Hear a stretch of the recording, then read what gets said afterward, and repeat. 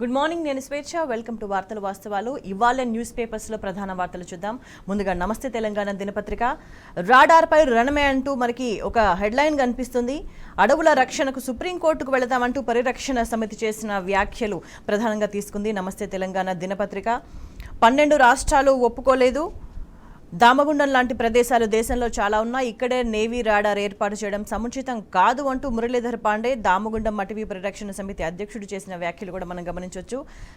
దామగుండం అటవీ రక్షణకు సుప్రీంకోర్టు వెళ్తాము, 10 రోజుల్లో సుప్రీంకోర్టులో పిటిషన్ వేస్తాం, ప్రకృతి విధ్వంసంపై ఎన్జీటీని ఆశ్రయిస్తాం, చర్చా వేదికలో పరిరక్షణ సమితి స్పష్టీకరణ అంటూ మనకి ప్రధానంగా కనిపిస్తోంది. ఇక నెక్స్ట్ నెర్రెళ్లు బారిన మాగాణం అంటూ ఇంకో వార్త చూస్తున్నాం. ప్రాజెక్టుల నీళ్లందక రైతుల తండ్లాట, బావుల పూడికతీతతో భగీరథ యత్నం అంటూ 10 ఏళ్ల నాటి పరిస్థితులు పునరావృతం.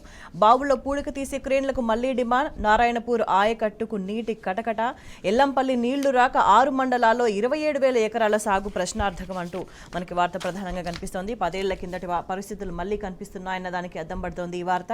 ఇక కుల గణనపై గందరగోళం అంటూ ఇంకో వార్త చూస్తున్నాం. తుది దశలో బీసీ కమిషన్ నివేదిక, కుల గణన నిర్ణయంతో మళ్లీ మొదటికి, ఆగస్టు వరకు కమిషన్ కాలపరిమితి, కొత్త మార్గదర్శకాల, కొత్త కమిషన్, బీహార్ తరహాలో న్యాయ చిక్కులెన్నో అంటూ సుప్రీంకోర్టు TTT ప్రకారం పోతేనే బీసీ రిజర్వేషన్ల స్థిరీకరణకు చట్టబద్ధత అంటూ ప్రధానంగా వార్త కనిపిస్తోంది.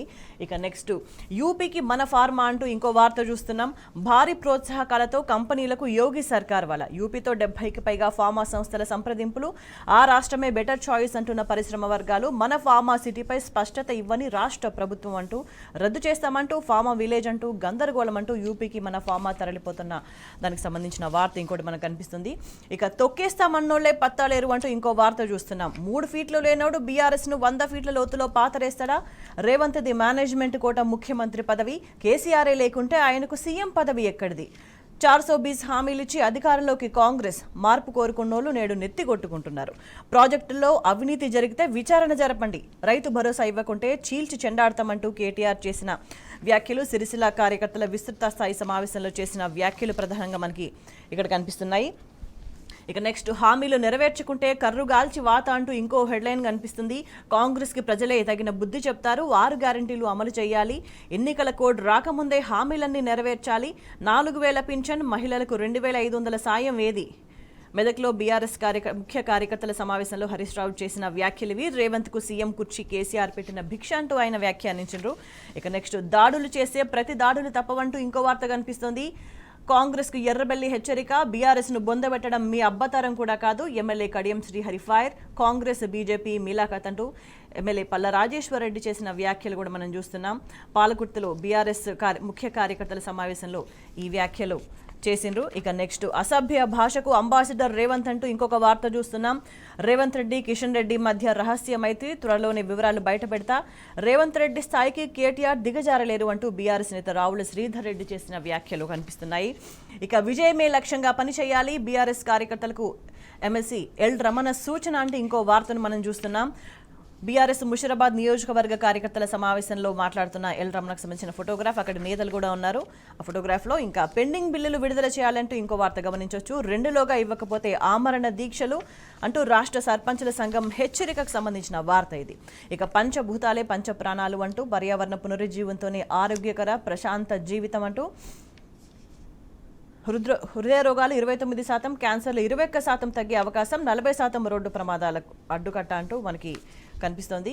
ఇక ఆగమేఘాలపై కొయినా అంటూ ఒక క్వశ్చన్ మార్క్తో ఇంకో వార్త కనిపిస్తోంది. నీళ్ల కోసం మహారాష్ట్రతో అంతర్రాష్ట్ర ఒప్పందానికి యత్నం, ట్రిబ్యునల్ కేటాయింపులను అడగాలని తెలంగాణ నిర్ణయం, పలు అంశాలపై స్పష్టత కరువు, అయినా ప్రభుత్వం ఉరుకులు, ప్రతిపాదనలపై అధికారులకు వాదేశం అంటూ ఇంకో వార్త చూస్తున్నాం. ఇక నెక్స్ట్ లష్కర్ వారం పులకించిన భక్తజనం అంటూ సిద్దిపేట జిల్లాలోని కొమరవెల్లి మల్లికార్జున స్వామి బ్రహ్మోత్సవాల సందర్భంగా అక్కడ సందడి ఫోటోగ్రాఫ్ కనిపిస్తుంది. నెక్స్ట్ యాదగిరిగుట్టలో భక్తుల సందడి అంటూ, యాదగిరిగుట్టలో కూడా భక్తులు అక్కడ దర్శనానికి పోటెత్తిన దృశ్యం మనకి ఫోటోగ్రాఫ్లో కనిపిస్తుంది. ఇక నియోజకవర్గ అభివృద్ధి కోసమే సీఎంను కలిసా అంటూ రాజేంద్ర నగర్ ఎమ్మెల్యే టి ప్రకాష్ గౌడ్ చేసిన వ్యాఖ్యలకు సంబంధించిన వార్త ఇంకోటి కనిపిస్తోంది. ధాన్యం టెండర్లలో అతి వేగం అంటూ సాయంత్రం కమిటీ ఏర్పాటు, అర్ధరాత్రి నోటిఫికేషన్, 5 గంటల వ్యవధిలోనే అంతా పూర్తి, జెట్ స్పీడ్ పై వ్యక్తమవుతున్న అనుమానాలు అంటూ అంతా రెడీ చేసి ఆపై కమిటీ ఉత్తర్వులు అంటూ ఇంకో వార్త కనిపిస్తోంది. మీ వాటా ఇస్తేనే అదనపు రుణం అంటూ ఇంకో వార్త చూస్తున్నాం. జెన్కోకు పవర్ ఫైనాన్స్ కార్పొరేషన్ మెలిక, నిధుల కోసం 2 నెలలుగా ఎదురుచూపులు, యాదాద్రి విద్యుత్ కేంద్రం నిర్మాణం మరింత ఆలస్యం, నిమిత్త మాత్రంగా ప్రభుత్వం సమీక్షలతోనే సరి అంటూ వార్త చూస్తున్నాం. ఇక దొంగ రిజిస్ట్రేషన్ కు వెళ్లి దొరికిండ్రు అంటూ ఇంకొక వార్త మనకి కనిపిస్తోంది. ల్యాండ్ మాఫియా గుట్టు రట్టు చేసిన సబ్ రిజిస్ట్రార్ అంటూ అమెరికా నుంచి వచ్చిన ఫ్లాట్ అసలు యజమాని అంటూ వార్త చూస్తున్నాం. ఇక రిజర్వేషన్ పోస్టులు ఓపెన్కు అంటూ ఇంకో న్యూస్ కనిపిస్తుంది. వర్సిటీల్లో ఖాళీల భర్తీకి ఎస్సీ, ఎస్టీ, ఓబీసీ అభ్యర్థులు లేకుంటే కోటా ఓపెన్గా మార్పు, యూజీసీ ప్రతిపాదనపై తీవ్ర విమర్శలు, ఇది రిజర్వేషన్లన్నీ ఎత్తేసే కుట్ర అంటూ కాంగ్రెస్ చెప్తుంది. పోస్టులు రిజర్వ్ చేయడం అంటూ ఉండదు, వివాదం నేపథ్యంలో కేంద్ర విద్యాశాఖ వివరణ అంటూ ఇంకో వార్త చూస్తున్నాం. ఇక సీఎంగా 9వసారి ప్రమాణం చేసిన నితీష్ కుమార్ అంటూ ఇండియాను వీడి మళ్లీ ఎన్డీఏలో చేరిక, బీజేపీతో కలిసి బీహార్లో కొత్త ప్రభుత్వం ఏర్పాటుకు సంబంధించిన అప్డేట్ మనం చూస్తున్నాం.